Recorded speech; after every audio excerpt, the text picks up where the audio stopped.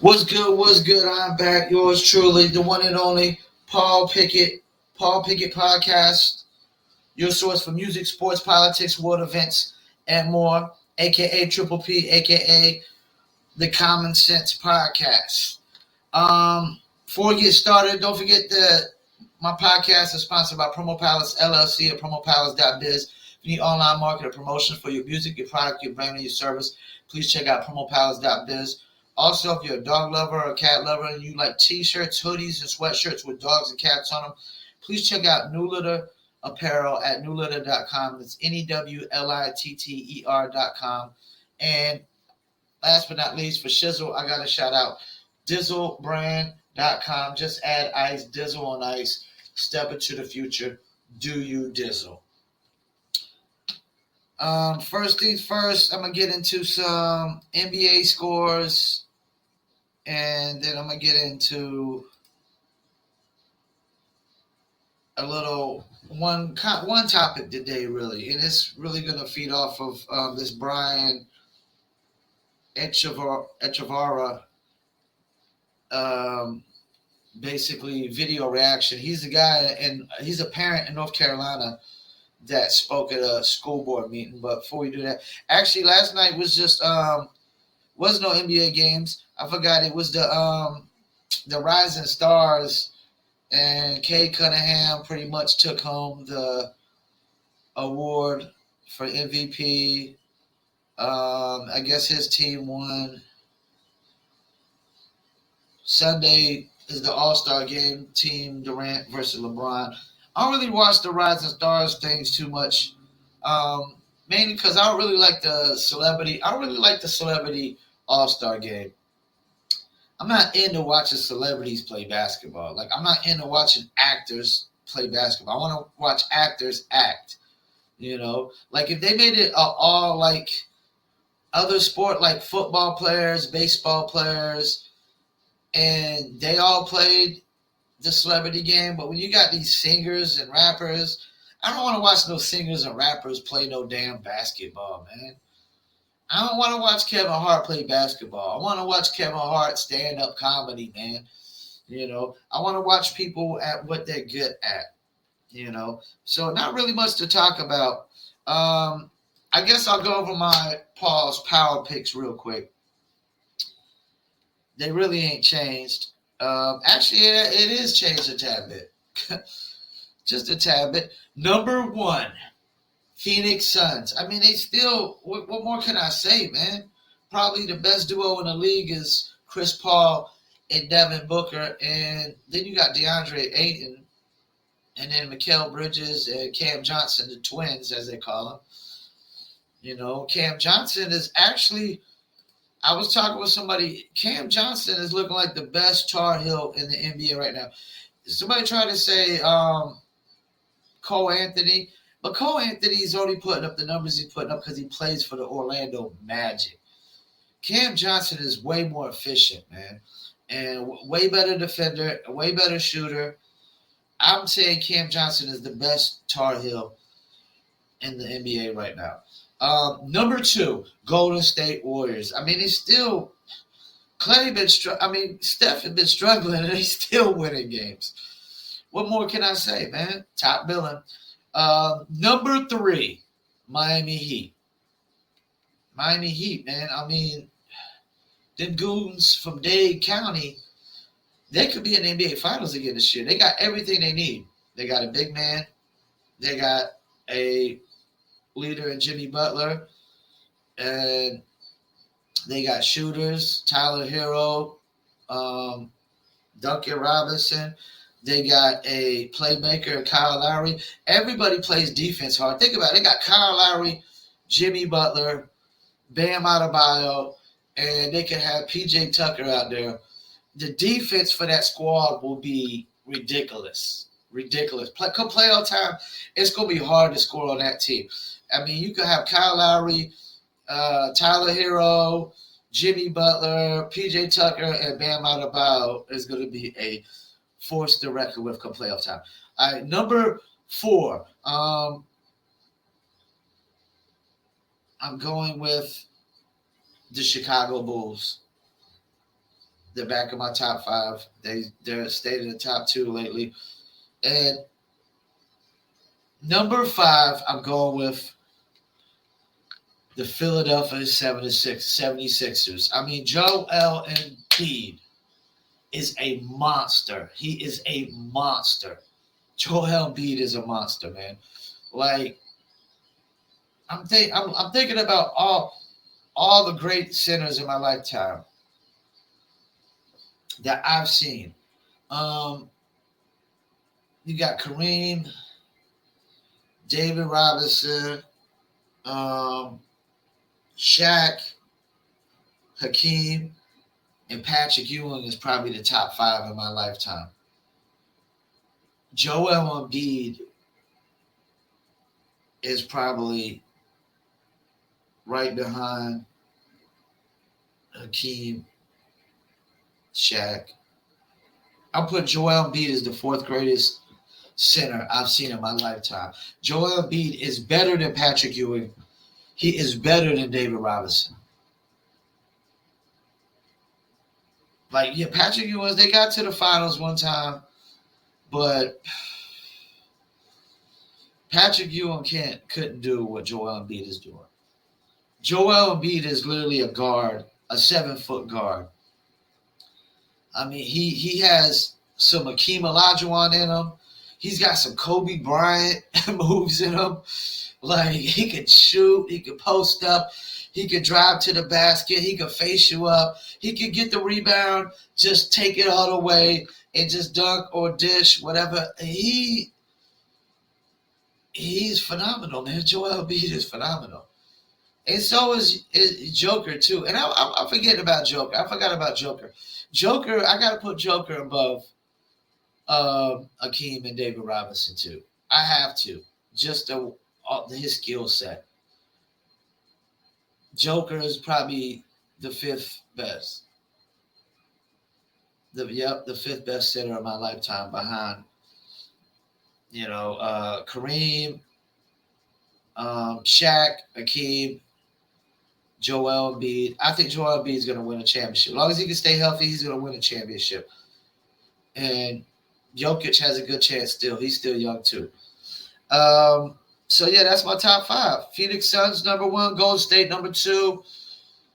Miami, number three. Bulls, number four. And the 76ers, number five. All right, let me get into this topic. This Brian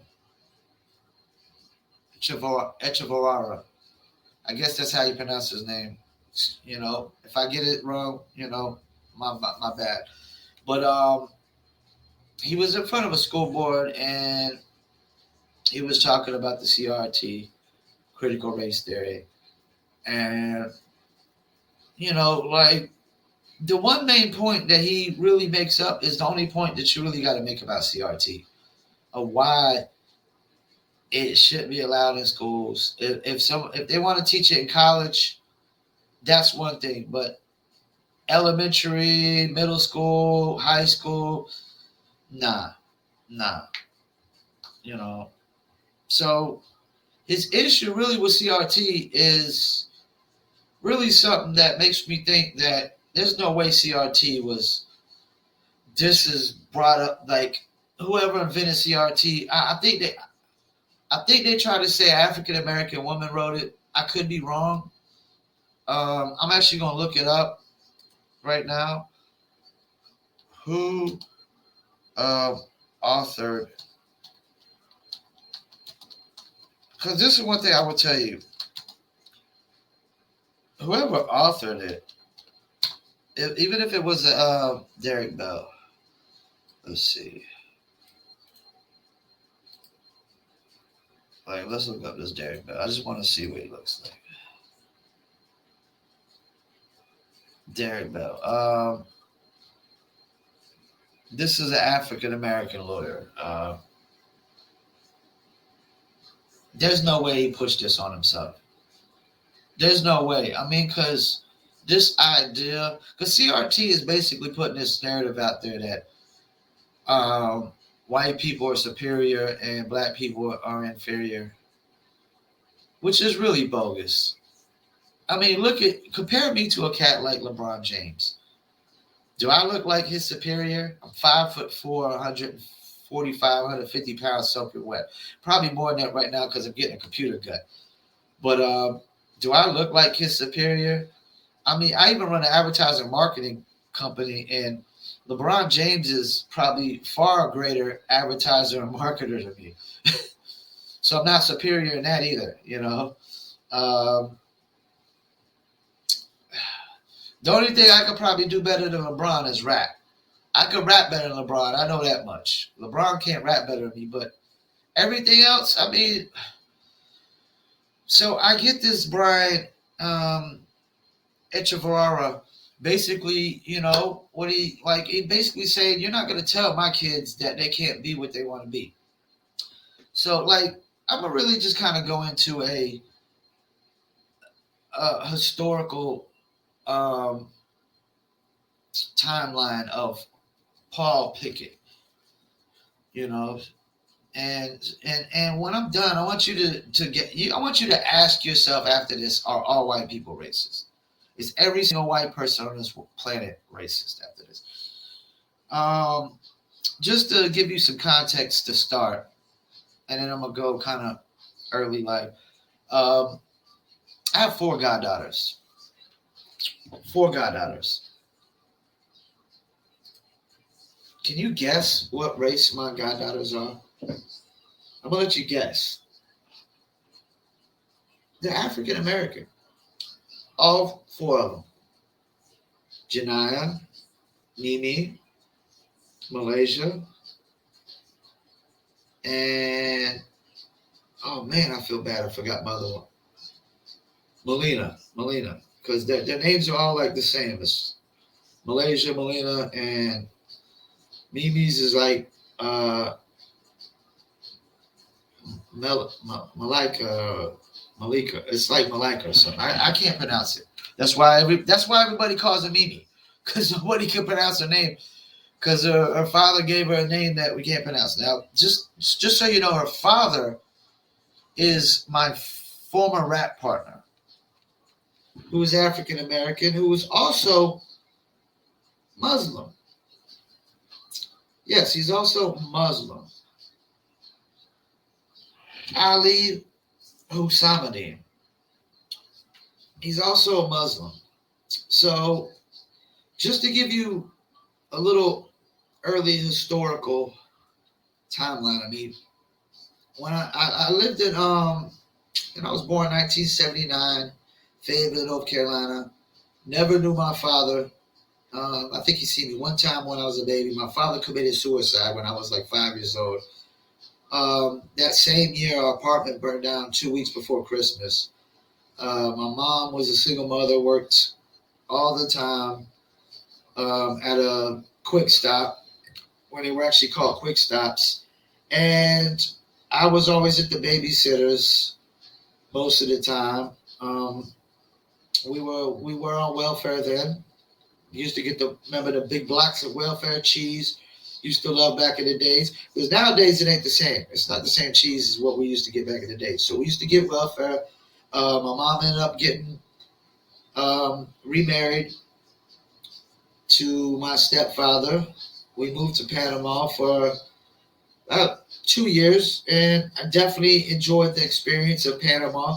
It gave me a real understanding of real poverty, real struggle in the world, real ghettos. Like Panama has real ghettos. You know, these America, what they call the ghettos in America, are not really ghettos compared to what's in South America. You know, they're really like, you know, not even low income housing compared to what's in South America and Central America. They're really like mansions. You know, the projects in America are really like mansions compared to the projects or the ghettos in South America. And I don't even really like to call them ghettos, because when you think of ghettos, that comes from the term of the Holocaust. And I'm sorry, but people aren't being exterminated by the thousands in American projects, you know. So I don't even like using that word. So I just low income housing or projects. Ghetto is such an overstatement when they call anything in America the ghetto. It's such an overstatement. It's really to be honest with you, I'm not Jewish, but I think I would be a little bit offended by calling, you know, American low income housing the projects the ghettos, you know, because in the ghetto, people, the Jewish would be exterminated by 1,000. But enough of that. Now back to me. So lived in Panama for a few years. Really learned, appreciate experience because when I come back to America, I really understood Americans really take things for granted. We're spoiled rotten little brats. But I went to Mary MacArthur Elementary, and my first best friends when I came back to the States was a heavy-set white guy named Troy and African American named LeVar Moore. LeVar Moore was the type of friend that if anybody messed with you, he was sticking up for you and he was ready to fight. True homeboy. I seen LeVar about a year or so ago, a couple years ago. To this day, we're still cool. Anytime I see him, we'll still be cool. If I was to run in, if I was to catch LeVar somewhere and somebody was trying to jump him or something, I would literally, you know, revert back to being a kid again and have to step up and defend him like he would defend me. You know what I'm saying? So one of my best friends was African American, LeVar, Troy. Around when I turned 14, I started rapping. I met a guy named James Harnish, who, just to give you a little history on him, his first kid was with a African American woman. So his first kid is half African American and half Caucasian male. Basically, James got me into rapping. I already liked rap and hip hop then. I already had a love for hip hop. I already looked up to hip hop artists. And that's another thing. I never, just to give you another historical timeline about me as a kid, the only musician I listened to was Michael Jackson. I didn't listen to no. My mom loved Elvis. I hated Elvis. I hated Elvis as a kid. I couldn't stand Elvis. I loved Michael Jackson. Thriller, Beat It. That's all I knew was Michael Jackson as a kid. There was no other musician. I wasn't into no Beatles or I wasn't into no rock and roll. And actually, I got into rock when I got back from Panama and got back to the States because when I was in Panama, there was no music for me to listen to. I saw one LL Cool J video, and I really didn't get a love or appreciation for hip hop just yet because I was still only a kid around then in Panama. I was really only around 6, 7, 8 years old at the time, you know. Then we come back to the States, and I started listening to just, you know, artists like Guns N' Roses, you know, really what was popular on the pop stations at that time to me. I didn't really know nothing else. I don't even know that LeVar was listening to a lot of music and a lot of hip hop at the time. I don't really think that at that time we even really cared about music so much. You know what I'm saying? We just really was outside playing and having fun. So I got into rock, you know, White Line, Def Leppard, Motley Crue, Guns N' Roses. And I don't even know that I really got into it. I don't even know that I really got into these cats. I think I was just buying them just because I heard a song and I would, you know, or they was just the popular bands at the time. But then I heard Heavy D. I heard we got our own thing. And I was like, what the hell is this? What the hell is this? And you know, just to give you another little take, my second favorite artist behind Michael Jackson was Lionel Richie. Just so you know, Lionel Richie, Commodores, right? Not when he was with the Commodores, but Lionel Richie as a solo artist. So back to the Heavy D. I hear we got our own thing, and I was just like, whoa, like what is this? Like, oh my gosh. Like, and I only heard it because it was on Top 40 Pop Station. I had to run and go get Heavy D. Like I had to run and go get Heavy D's album. It was just like the most unique thing I guess I ever heard at that time. You never heard nothing like that at that time. When you heard we got a wrong thing, because it was that little thing. Like you didn't really hear nothing in hip hop like that I can remember at the time.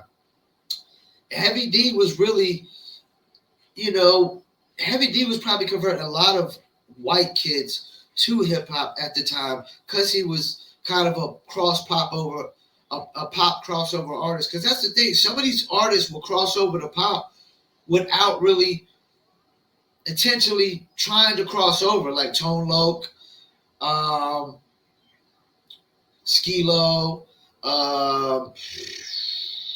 what's another one? Chubb Rock. Chubb Rock, like these songs just was so because they were so clean. There was no raunchiness to them, no cussing, no shoot 'em up, bang bang. I fuck bitches, I sell drugs, I get money. It wasn't none of that. It was just it was fun hip hop. It was happy hip hop, fun hip hop, and those are the kind of songs that I think were converting a lot of white kids at the time over to hip hop. So Heavy D really got me into hip hop. Really got me into my love of hip hop. And after that, I would hear, a song from anybody, and I was running to go get the album. Hear a new EP, hear an EPMD single for the first time, running to go get an album. Hear this cat for the first time, running to go get albums. And so then I met James. We got into rap, and we started a rap group. Our first rap group was me, James, and a German Mexican DJ. A German Mexican DJ. Now, this is the thing, like, even then, like, I think about, like,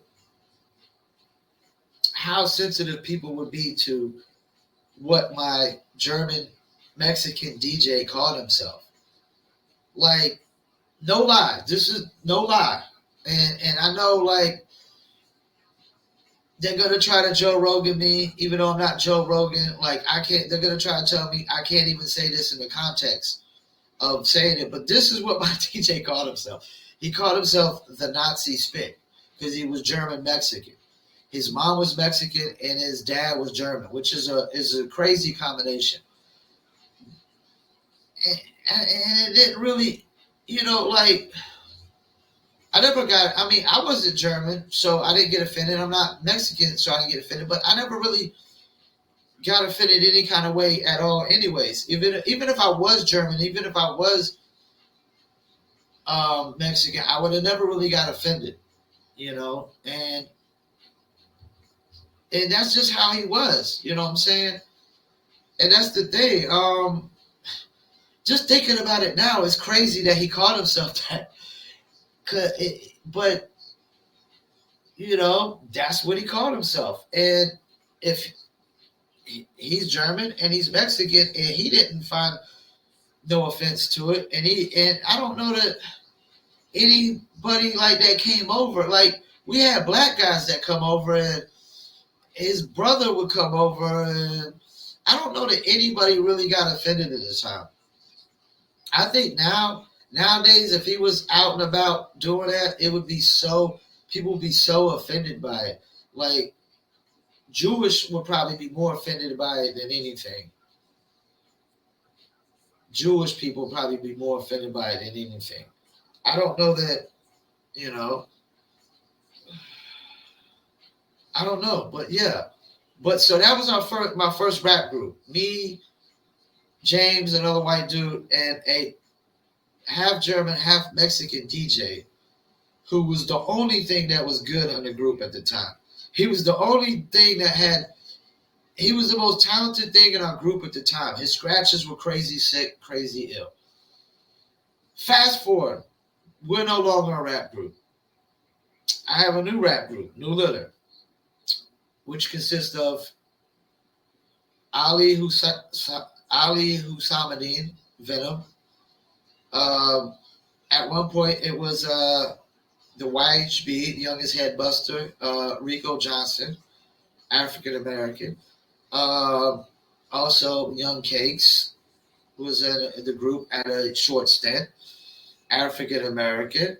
Rob who was the most talented artist in the group to me, the one that I wanted to get behind the most, African American, who was the least, who cared about it the least. Yeah, that was my first rap group. New Litter Apparel. I was the only. I mean, New Litter, which goes along with the New Litter Apparel now. I was the only white face in the group, and even I was the leader of the group, but I was never the superior. I wasn't the I wasn't the best rapper in the group. The best rapper in the group was clearly Ramel. But the only reason I was the leader of the group is because I was the only one invested money into the group. Nobody else invested money into the group but me. I was the only one that had a computer that we could record the music on, that I bought with my hard-earned dollars. I was the only one buying CDs to burn. I bought a light scribe to print on a CD. I was the only one buying jewel cases, put the CDs in. I was the only one buying covers for the CD cases. I was the only one spending a single dollar. I got all the. I was the one setting up all the shows, or going out there and getting all the shows for us. You know, that's the only reason I was the leader. I was the only one doing any of the work. Nobody else did any of the work, invested any money into it. And it wasn't that I was superior, because I wasn't, because Ramel was clearly the best rapper in the group. But he invested a single dollar into it, and he never took it serious. I was the only one that really took it serious. That's why to this day, I promote music for a living. Nobody in my rap group is doing anything music related that they are making a living off of to this day. Not even in my first rap group. They're not even making music no more. They don't even have albums out on Spotify or nothing. Now, when you get to my second rap group, okay, Cakes dropped a solo album, and he was in the group for a short stint. That was it. None of the other group members even got solo albums. They don't even got singles distributed. They never invested a single dollar of their own money. You know, so it wasn't that anybody was superior. It's just I was the only one that took it serious, and I was the only one that invested money into it. And that's why I am where I am today, you know, because I'm the only one that if you don't invest money into a business, then it can't go nowhere. They didn't even invest real time into this. The only time they invested was recording music. There is far more to the music business than just recording music. And that's breaking music too. You make music and you break music. They weren't involved in no process of breaking music whatsoever. And still aren't to this day, you know. So, yeah, I was the only white face in my rap group. And yes, I was the leader, but it wasn't because I was the best rapper. It was only because I was the only one that invested money and any real time and effort and any real seriousness into the group, you know. And Cakes, he bounced from group to group. So he didn't even really count, you know. Then there was New Little Dark Side at the time. And let's see, Dark Side, who they're all African Americans, which, how did I meet Dark Side? Because I went to school with 40 Cal, and what did we do all day in music composition class? Freestyle.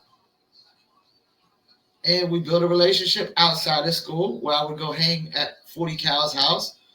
And 40 Cal, whose mother was white, whose mother was white and his father was black, you know, so you get the theme here. You get the interracial theme here. You know, like, Move the Leisure Living. Who did I hang out with? The McMillans. 3 Cognizant African American brothers. Otis, Joe, and Melvin. Coolest cats ever, man. Coolest cats ever. Coolest cats ever. I remember how they introduced themselves. Like, I literally was just moved to the neighborhood. I had some 15-inch speakers and I was booming my music. And I had my window like open and blinds open. And they kind of just walked up like, yo, man, what's that you playing? You got the system over there, da da da da. And from there on, we was hanging out every day. Leisure Living was nothing but an interracial party. Two white faces, bunch of African Americans, and some Samoans, and and a few Puerto Ricans. Nothing but an interracial party. You know, let's fast forward to my love life. First woman I ever fell in love with. First woman really fell in love with. I ain't talking about like puppy love that lasted for a week or two. First woman I ever fell in love with. Black woman, dark skinned woman, African American woman, beautiful eyes. How much did I love her?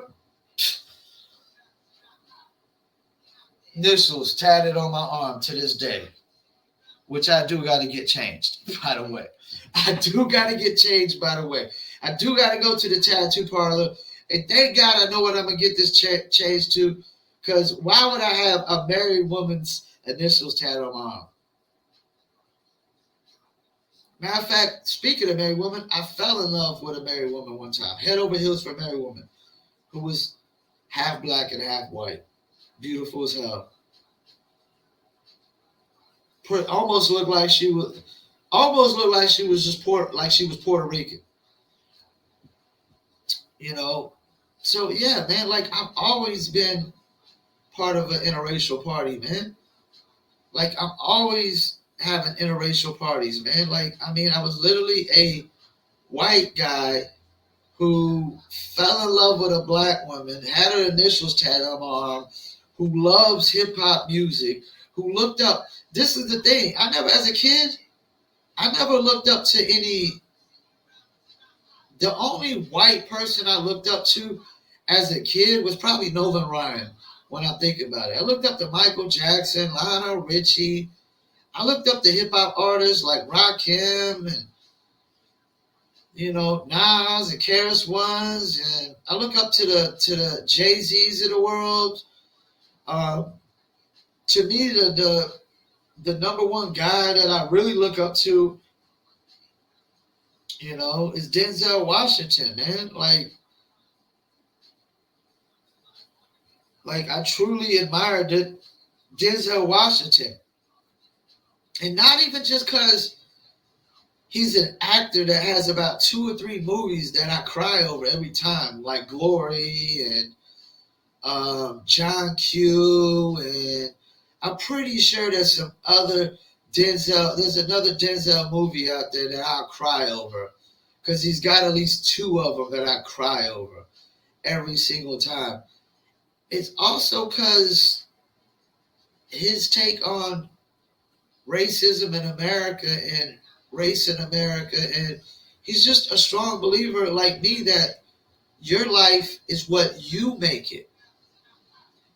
I literally tell you, my father committed suicide when I was 5 years old. I never knew him.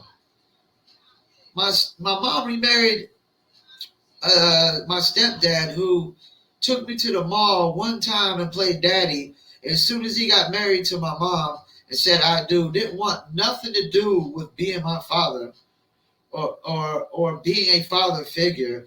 My mom sold me out for another man. The odds were against me since day one. Day one, and I turned out pretty well. Yes, as a young kid, I was on the run for the police when I was like 15, 16 years old, following the lead of 20-year-old men, breaking in houses, committing B&Es like a complete idiot. I was young, dumb, and Yes, when I got in trouble for it, yes, I got a slap on the wrist. But this is the thing: the people that got locked up with me, they didn't get slaps on the wrist. I got a slap on the wrist because I was a 14-year-old, or not four, about 15 to 16-year-old, with hanging with 25-year-olds. They took into account that I was young, dumb, and easily influenced.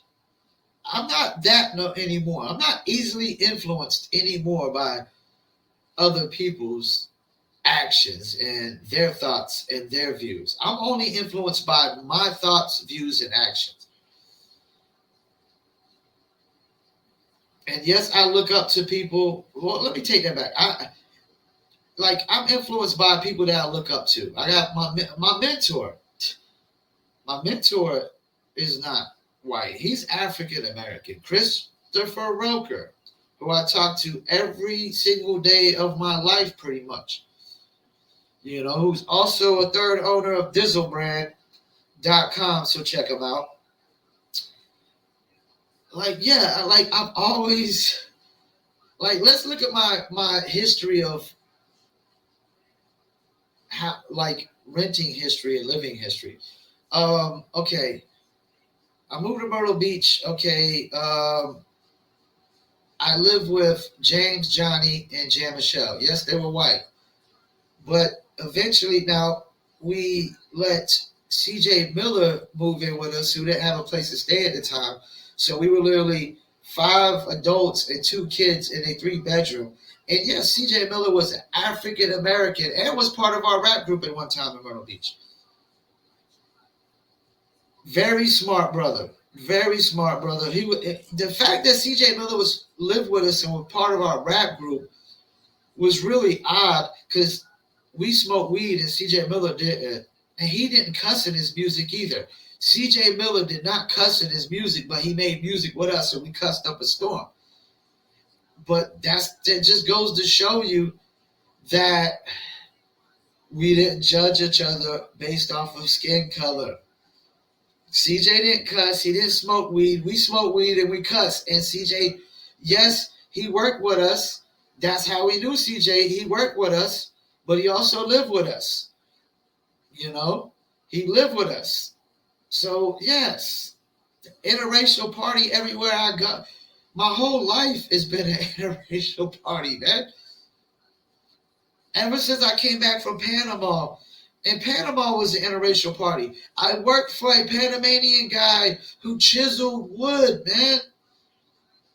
I worked for a Panamanian guy who chiseled wood. I love Panamanians. If I was to leave America, if I was to ever leave America, I said I would move to Panama City, Panama. I would move back to Panama. That's the only country I would live in besides America is Panama. Why? Because I've lived there before. And I loved Panama. I appreciated Panama. The people of Panama were great. I never saw a single crime in Panama. No violence, nothing. Not like America. This is America. Yeah, not like America. Yeah, my whole life has been an interracial party. Limus Woods, part of our rap group. Various Woods. That was another African American brother right there. Who now, I think he now does, he writes for writes articles for tourist resorts and stuff in Myrtle Beach, South Carolina and whatnot. Part of our rap group. Funny as hell. Limus was funny as hell. Hilarious. Hilarious. I mean, this idea that all white people are racist and oppressors and white supremacists is so bogus. It's like, it's the double standard, man. It's like, nobody, people would try to stereotype black people. They would try to call all black people criminals, which is totally false. Because all my inner circle is African American brothers, and none of them are criminals. None of them. One of my closest friends don't smoke no weed whatsoever. Will come over my house, chill out with me while I just smoke my blunt and poly with me all day long. Just because we have some differences doesn't mean we can't be friends. Let's see. I live with Cali Kid, roommate with Cali Kid, lived under his roof, African American brother. How did I become the godfather of my godchildren? Let's see. I lived with their parents, who are African Americans. Lived with Jessica Hendricks and James Daniels when I became the godfather of their second daughter, Janiyah Daniels. And how did I meet them? My mother used to babysit their daughter, Jasmine, who looked like a black Barbie. She was like the black Barbie doll as a kid. Most beautiful kid I ever seen. She looked like a freaking Barbie doll as a kid. My mom used to babysit her. Moms kicked me out. I ended up moving in with them. I babysit then I start babysitting their kids. That's how I became godfather of their daughter, because she was on a heart monitor at the time. I didn't have a job. Eventually, Jessica gets me a job at Fazoli's, which I worked plenty of times, which I dated a Dominican chick and probably made out with almost every black girl that worked there. Every African American woman that worked there of my age, I damn near made out with. You know, I've had intercourse, sexual relationships and intercourse. I haven't really had that's the thing. I'm not a relationship guy, so I never really had no real long relationships in my life. Never been a relationship guy, but I've had more sexual relationships with far more black women and African American women than I have white women. You know, yeah. When I think about it, let's see. I live. Who else did I live with? When I moved back from Rockingham, Kareem Stevens, who's African American, one of my best friends, got me a room rented at one of his friends, who was African American. Then when I left his house and moved out of his house because he started lying on me, I moved in with another African American who fucked me over the first 2 weeks I was there, but because I moved in and I had a dog at the time, and apparently we won't allowed to have dogs over there. He knew that, and he still moved me in right next with the landlord staying right next door. Like, that wasn't gonna be a problem. Has the nerve to tell me, well, how about I just let his girlfriend watch my dog out in Rayford for a month? That I moved out the same day. But yeah, like, you getting the point here, right? And how does all white people are racist bode well for all these interracial relationships in America? Is one side an oppressor and the other side being oppressed? I mean, I don't see how. I don't see how when they chose to be together, like my sister, my brother-in-law, he's Philippines, and that's the thing the problem we have about CRT is you're not going to, if my sister has kids with my brother-in-law, you're not going to sit there and teach my sister's kids, my brother-in-law's kids, that their mom's an oppressor and their dad's being oppressed. He's a victim of their mom's oppression. Even though I will say my sister does pretty much she pretty much does run the relationship and the marriage, but, it's really both of them. They're perfect for each other. They're perfect for each other. They're so perfect for each other. And my brother-in-law is the greatest guy, man. The greatest guy. Nicest guy you ever meet. I I mean, I know I'll never have a problem with my sister, like me having to put hands on him because him hurt my sister or anything of that nature. I mean, that's the thing. Both of my sisters got great husbands. They both picked great husbands. And that's the thing. We both all three of us lacked proper parenting. Like the proper, we had, our parents were just physically there. They weren't mentally there and emotionally there a day in our life. But we chose to walk the right path, just to be honest, decent human beings. My sister is the best parent I've ever seen. Her kids are so great. I've never seen nobody raise their kids as properly as my sister. From day one, just right and wrong from day one. I know my other sister is going to be a good mother too. I know they're going to be great parents too. I actually would hope they would hurry up and have a kid. So, because I enjoy being Uncle Paul. Even though I don't have no kids of my own, I really enjoy being Uncle Paul. And being Godfather Paul is a very important kind of feeling. Even though I'm not legally their godfather, just that thought that their parents, if something was to happen to their parents, even though all the kids are grown now, so my godfather duties are surpassed me because they're all grown. But just to know that if something was to happen to their parents, that their parents want me to be the person to, not only do they want me to, they depend on me to step up to the plate and take care of their kid.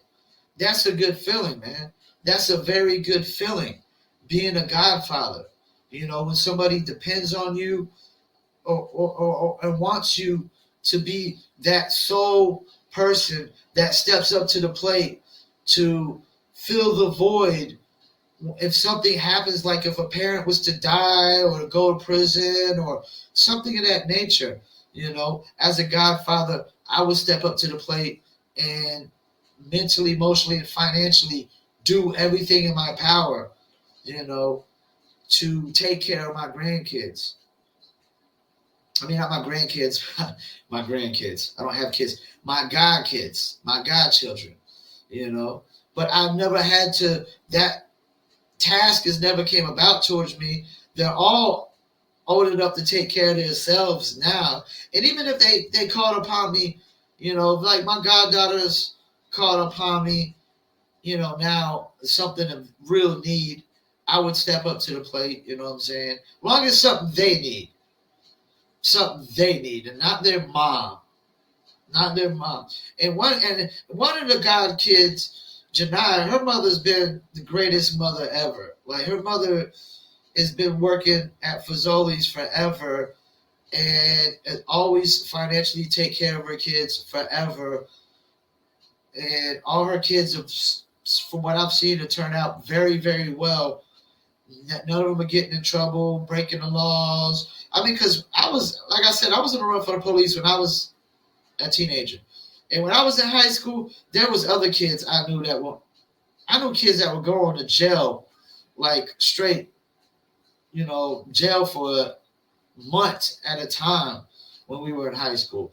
So because that's when kids really, really start doing all the bad things around that 15 to 16 age. That's when you really, and then until you really like make those mistakes. And that's the thing. When I made my mistake when I was young, I got off easy and I didn't really learn my lesson that first time.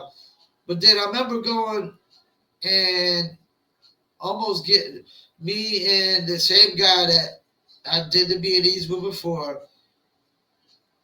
I let him talk me into doing some B&Es, and I just knew something that day was going bad. We almost literally killed somebody. We literally almost killed an old lady.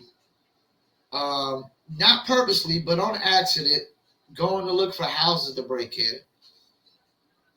And we broke in a house and the people came home and we almost got caught and busted inside the house and in the neighborhood.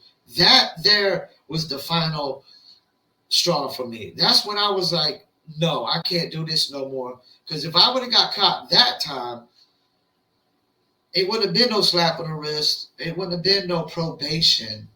It would have been jail time. And I was locked up before in Myrtle Beach overnight. And jail is not a good feeling, man. These dudes that go to jail and it's just like the most relaxing and comforting thing to them, that's a sociopathic kind of view or something, man. That's got to be a psychotic way of looking at things, man. There's nothing easy about jail. Nothing easy about jail. But yeah, that's my life story. As you know, as you can see, there's always been a lot of interracial partying going on. My rap groups, all my rap groups, were interracial.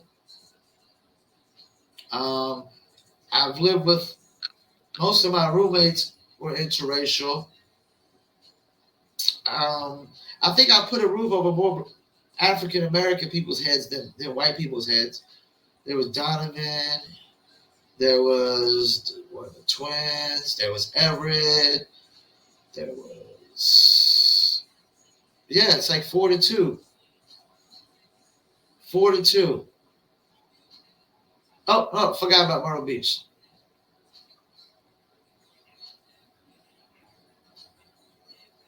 Four to 3.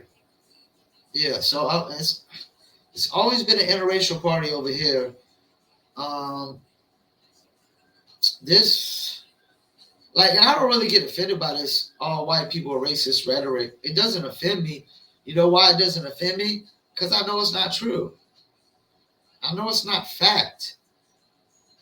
There's no evidence whatsoever that says all white people are racist. And that's the thing, like this idea that everybody from one race all carries one specific trait. No, man. No.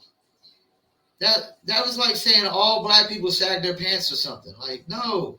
I know black people that hate sagging. Not all black people use the N-word either. I know black people that hate other black people using the N-word. I know which to me, that's a hypocrisy. It's cool when black people call each other the N-word, but as soon as a white person says it, all hell breaks loose. But, you call a white person a cracker, a honky, mayonnaise mammal, we're not supposed to get offended. Or a white supremacist or a Nazi or racist. We're not supposed to get offended because apparently it's supposed to be fact or true, but it's not. It's not. That's why I don't get offended. You come to my face and call me a white supremacist, a racist, say all white people is racist. And I'm just going to be like, hey, okay, well, here's a liar and a hypocrite, And there's two kind of people I don't like in this world is liars and hypocrites, man. I don't care what color your skin is. I don't like liars and hypocrites. I don't like dishonest people and hypocrites. And I prefer dishonest people over hypocrites. I really just don't like hypocrites. Hypocrites are just really the worst. They're the scumbags of the earth as far as I'm concerned. It's like cold-blooded murderers, child molesters, rapists, and then there's hypocrites.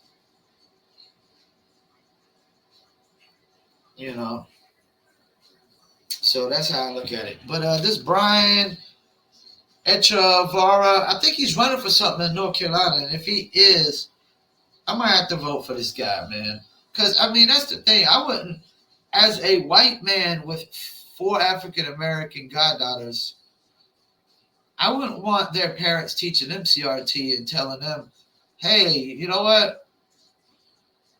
You don't stand a chance of being anything in society because every white person in the world is out to get you and prevent you from being successful. When we tell that to LeBron James and Would we tell that to Kevin Durant? And no, we wouldn't. And that's the thing. Like, you do know more black people stand a chance of making the NBA than white people.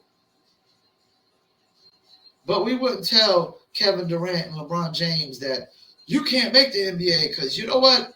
Too many white people are going to hold you back and prevent you from getting to the NBA. Nobody held LeBron James back. He made it off his own sweat. Nobody held Kevin Durant back. He made it off his own sweat. Same thing with Morgan Freeman, Samuel Jackson, you know. Same thing with these hip-hop artists. Jay-Z made it off his own sweat, man. You know. But we tell Jay-Z that you could have never made it because white people won't let you? How the hell, if that was the case, how the hell did that work? That didn't work too well. Jay-Z is one of the most richest and powerful men in America today. One of the richest and most powerful men in America today. And I totally look up to Jay-Z. I totally respect and admire and aspire to be like Jay-Z. Because Jay-Z's take is things are what they are. They, you know, America is what it is, you know, like, and that's another thing. Like, people act like America's the most racist country in the world. It is not the most racist country in the world, first of all. Because another evidence was the Pornhub categories list that came out. They had a list of the number one search categories on Pornhub in each country. Well, what do you think the number one search category on Pornhub is for America? The same number one category that I search, ebony porn, black porn. So you think that if you honestly think that ebony porn is the number one search porn in America solely because all the people of color are just going to ebony porn, well, then guess what? You're wrong. You're wrong. You know why ebony porn is the number one porn category in America? Because just as many white people are watching ebony porn as black people. That's why. That's why. Because just as many white people are attracted to black people as black people in America. And yes, there's more white people in America. But that should go to tell you, it's the same amount of people, however many black people in America, I guarantee there's that same amount of white people in America that find black people attractive. I guarantee it. I guarantee it. If not more. Because I prefer to watch ebony porn 9 times out of 10. If I go to white chick porn, I like redheads. I like redheads. That's just me. I'm not big on the blondes or brunettes. I like redheads. You know? So, there's that. Yeah. You know what the number one search category porn in Canada is? It's lesbian. So, you know, America's an interracial party, man. Y'all just don't want to wake up to it, man. Y'all act like it's not an interracial party. It is. I guarantee there's more interracial relationships in America than any other country in the world right now. I guarantee it. I don't even got to Google it. I don't got to Google it. I see it. Every day, all day. You see it in NBA. You see all these Lonzo Ball now. You think Lonzo Ball and LaMelo Ball, who's my favorite basketball player in the NBA right now, You think he thinks his mom's a white supremacist and an oppressor? You think he thinks his mom oppressed his dad? Because as far as I could tell, his dad runs the show in that family. His dad runs the show in that family. You know? And typically in a lot of marriages, there's a lot of men that are running the show. Interracial or non-interracial. You know? There's a lot of men that are running the show. You know? Especially if you got the traditional marriages. Like traditional marriages like my sister's.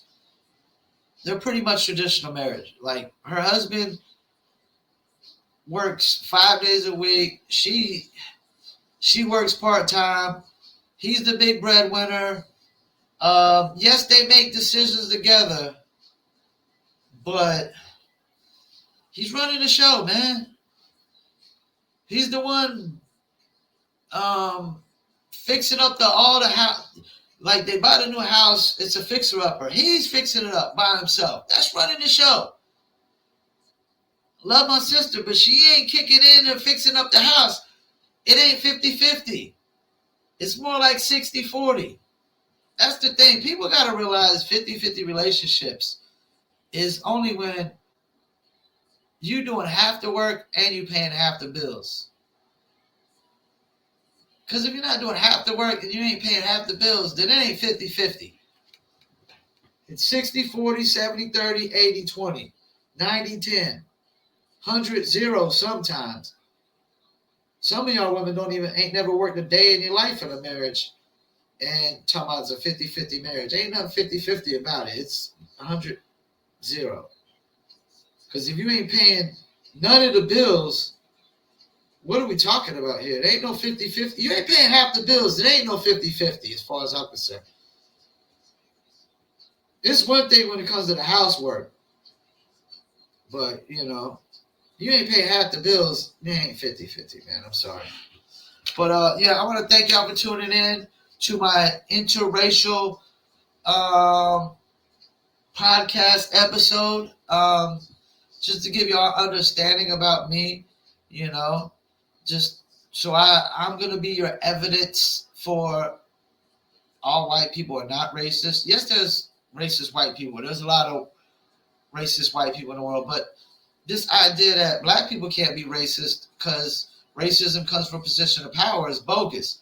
All racism does not come from a position of power because racial comments and racial remarks don't come up from a position of power. And what do you call when a black man runs over a bunch of white people because he hates white people with his car? That is racism. You know, this idea that only white people are racist is I used to think that, but it's false now. Yes, white people are more racist in the corporate world, and there's more white racism in the corporate world probably, and maybe from the political side of things. But just everyday life, no, it's not. It's not. I'm sorry. You know, and this idea that only white people could be racist is bogus, because then that's the case. If that's the case, the racist remarks are not part of racism. That's what you're really saying. You're saying racist remarks cannot be included in a racism if only white people could be racist. Because if making a racial remark is part of racism, then everybody in the world has played their part in racism. Like I'm gonna say right here, have I ever called a black person to their face the N-word? No, I never have. Have I ever done it like in anger, like by myself or with another white person? Yes, I have. I would be a liar if I think me and every white person on the planet will be a liar if we said we've never said the N-word in anger, like when we was like in a room with another white person. But I've never told a black person to their face. I've never called them the N-word to their face. And I've never had a black person call me a cracker or a honky to my face. Because they would get the same reaction from me that I would get from them if I called them the N-word. They would get the same reaction, you know, because I'm not a hypocrite. That's the thing. I'm not a hypocrite, you know. I like, if I called a black person to their face the N-word, I should definitely expect to get swung on. And if they called me a cracker and a honky and they didn't expect to get swung on, then they're a hypocrite. And what I say out of anger now, to day and age, as my age and wisdom is kicked in, would I ever use the N-word out of anger today in this day and age? I would definitely try not to. I would totally try not to, man. I would never. I wouldn't want to. I would try my hardest not to. Nobody's perfect. There could be something that could possibly somebody of color could do to me that could get me so upset, you know. Now, I'll be honest with you. If you made remarks about my father, there's no telling what would happen to somebody.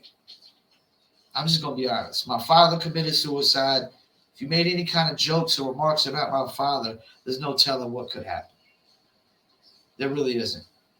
But do I intentionally want to call people the N-word? No, I've never called nobody the N-word to their face. I'd be lying if I've said that I've never said that word in anger before. You know, I mean, because I've been jumped by. I had 20 black dudes try to jump me before, and I'm pretty sure I said it in anger then. Because I mean, does it really take 20 black dudes to jump one white dude? Really?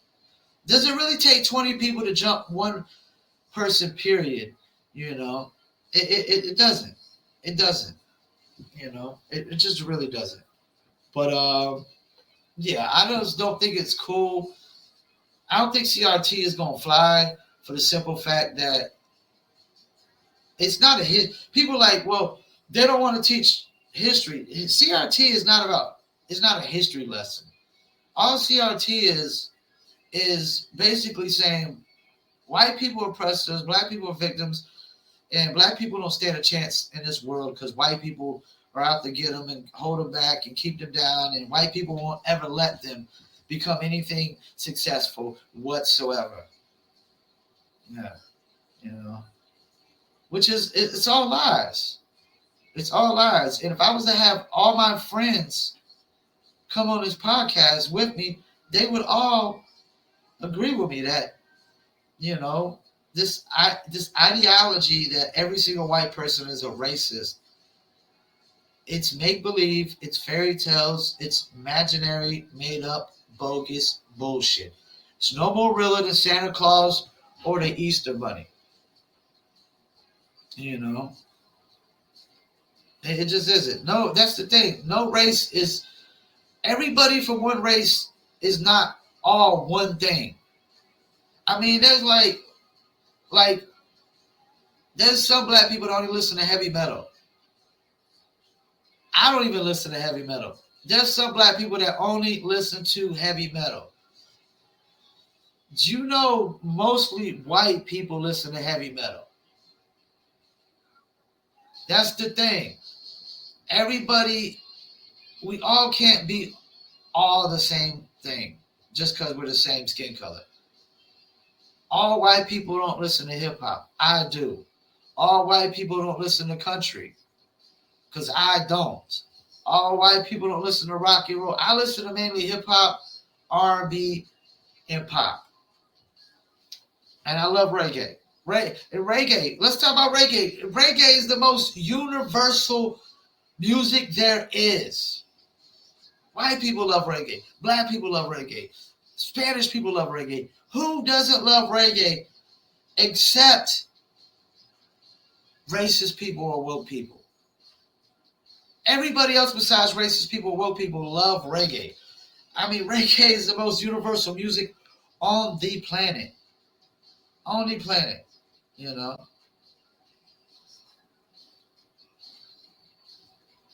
Never been to a I never been to a concert for a white artist.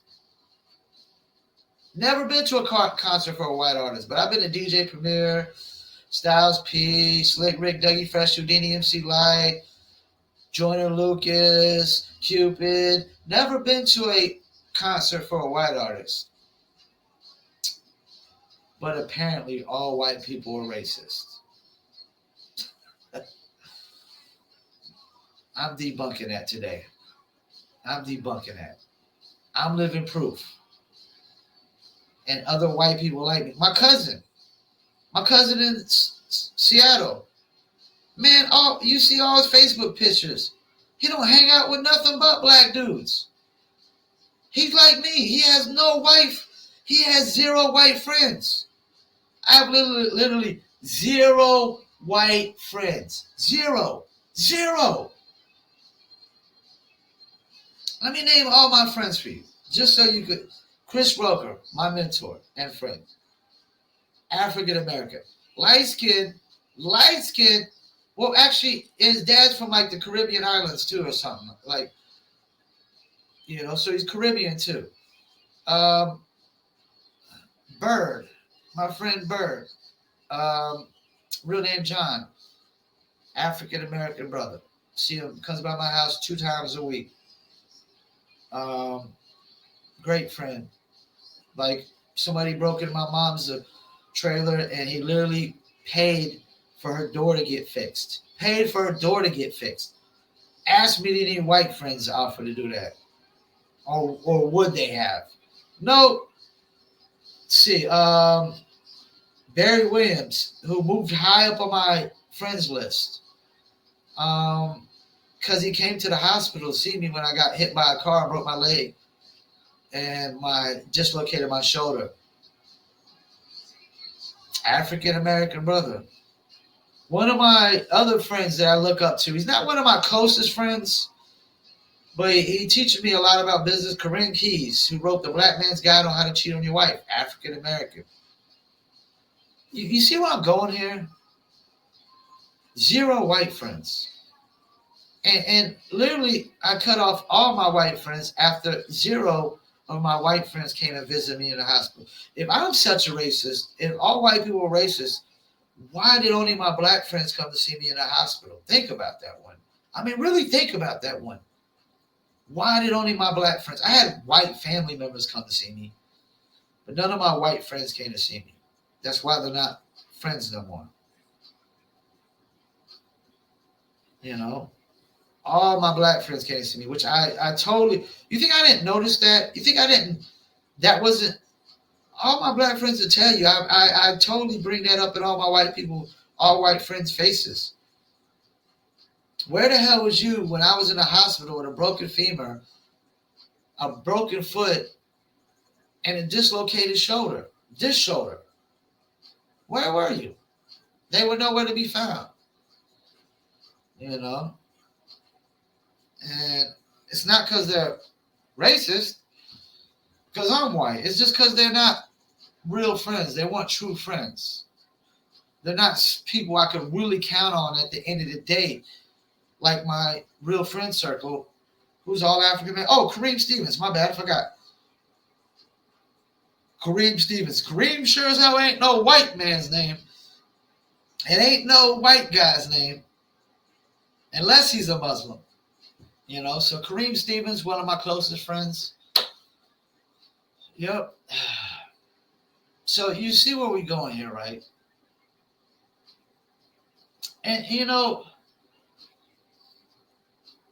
I know when people say, like, when white people like, well, I have black friends, that proves I'm not racist. Well, this is different. I have only black friends. And I am a hip-hop artist who's only looked up to African American men in my life, who is the godfather of only African American women, because they're all women now, who's lived with and roommated with mainly African Americans.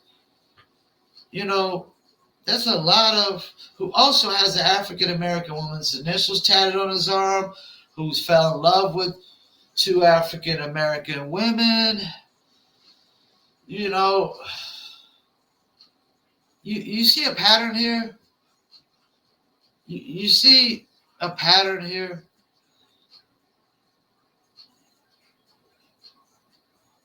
I don't judge people by their skin color. I judge them by their character. Are they honest, decent human beings? And guess what? All my friends are honest, decent human beings. That's the thing. I don't allow non-honest, non-decent human beings in my life, whether you're white, Hispanic, or black, you know? And I definitely love Hispanics. Definitely, like, when I lived in Leisure Living, like, one of my closest friends was from El Salvador. And this is the thing. He could barely speak English. I could barely understand him. But we were still friends because we had one thing that in common that made us friends. And he's just a hardworking guy who takes care of his family, which I respect hardworking, honest people who take care of their family. But we both like Malta. And so we were friends. And we still are friends to this day. If I see him to this day, I mean, we're friends. You know? And we're not friends just because we both like to smoke weed. We're also friends because he's an honest, hardworking, decent human being. You know? So yeah, man, my life has always been an interracial party. It's always been an interracial party, man. You know? It's always been all races allowed, you know? As long as you're not dishonest or not decent, you know? And that's the thing. There's decent people of all races. All races, colors, and creeds. Just like there's evil people in all races. There's plenty evil white people. There's plenty evil African people. I mean, when you call the guys that in Africa that take the kids hostage and turn them into rebel fighters, they're evil. There's plenty evil Asians. There's plenty evil Hispanics. You know? Pablo Escobar was evil, man. He killed innocent people. He literally bombed a commercial flight to try to kill one politician. You killed a bunch of innocent people to try to kill a politician who was innocent as well. Because he was one of the first politicians to actually fight against the narco traffickers in Colombia. You know, I mean, when you start bombing planes and just start killing innocent kids, and you're evil. You're evil, man. You know? So there's evil people of all races, colors, and creeds, and there's decent people of all races, colors, and creeds. Like, okay, China and Russia is a communist country, but do I think all Chinese are communists? No. Do I think all Russians are communists? No. That would be lies, false, bogus, fairy tales. Because there's plenty Chinese that don't believe in communism, that leave China to get away from communism. And same thing with Russia. You know, there's plenty. It doesn't, like, do I believe, like, you know, that's just like saying all Americans before the Civil War were all all white Americans were slave owners. That's lies. That's false. all white Americans couldn't even afford slaves.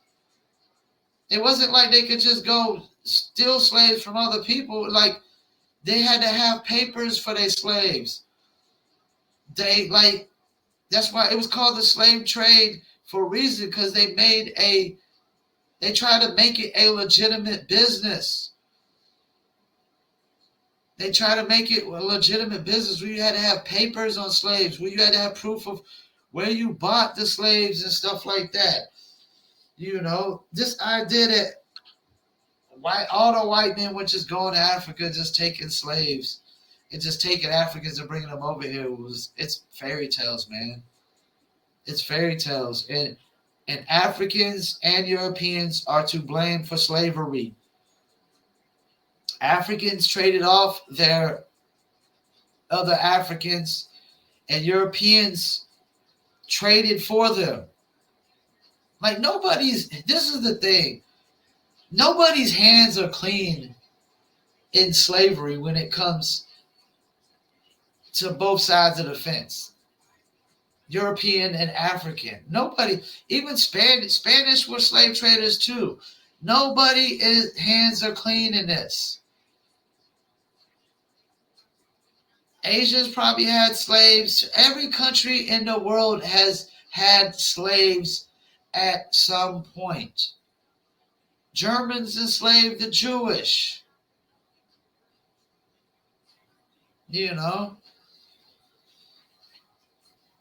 I mean, like, every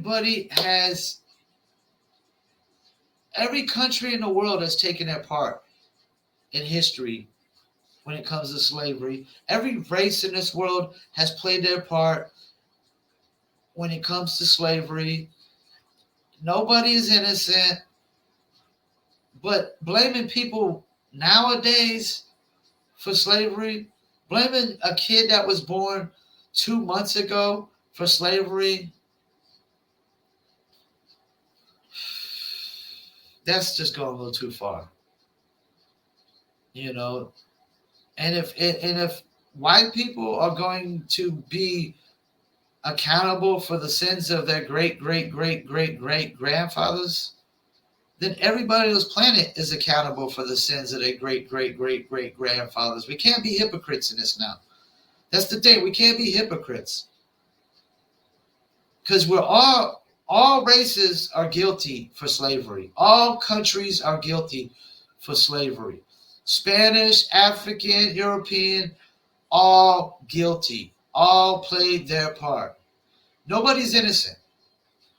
Even though you try to point the blame always to one race and one race only, that's bogus. That's bogus. Africans are still enslaving Africans to this day. I don't see them getting as much blame as the white man for slavery. I really don't. Africans are enslaving Africans to this day.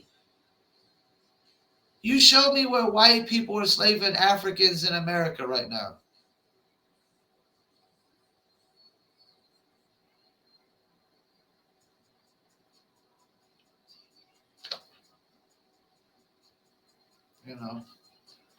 But yeah.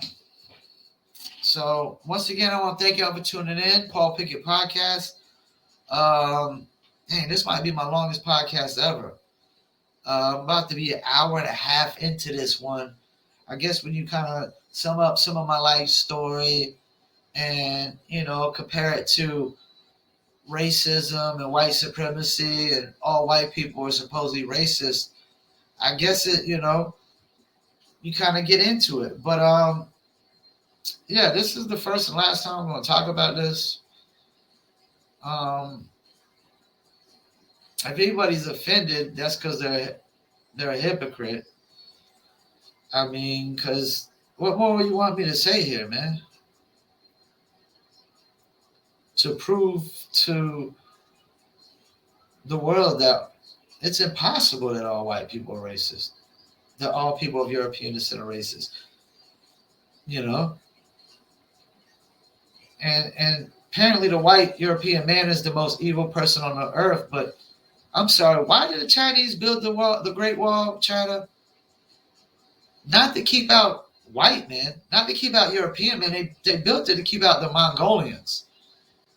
If I do recall, Genghis Khan conquered more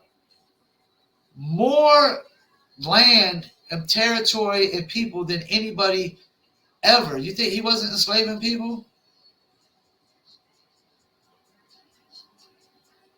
Think he wasn't oppressing people? Yeah, I just think what's going on here is there's just too much hypocritical stances and too many double standards going on, and too much of blaming one side, when everybody's guilty, man. Nobody's hands are clean except people who were born nowadays, modern people who had nothing to do with slavery.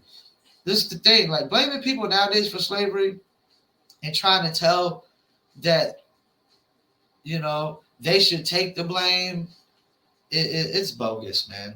If that's the case, then everybody, the sins of the father, the sins of the grandfather, great-grandfather, great-great-grandfather, all need to be heaved upon all of us. All of us. And then how you gonna sit there and blame somebody for slavery? What if their ancestors never even owned a single slave and you're gonna blame them for slavery? You're gonna blame them because their grandfathers might have owned a slave. How do you even know that? You don't even know it's fact. And it's not fact that all white people owned slaves because they didn't. They didn't. But, yes, we need to teach history lessons about slavery. But CRT is not a history lesson. CRT is basically, it's fairy tales. It's not facts. It's not facts whatsoever. And if we're going to be teaching history, you got to teach factual history, not somebody's made up, bogus, fairy tale opinion. That is an opinion that all white people are racist. That's not a fact. It's not a fact. It's not a fact.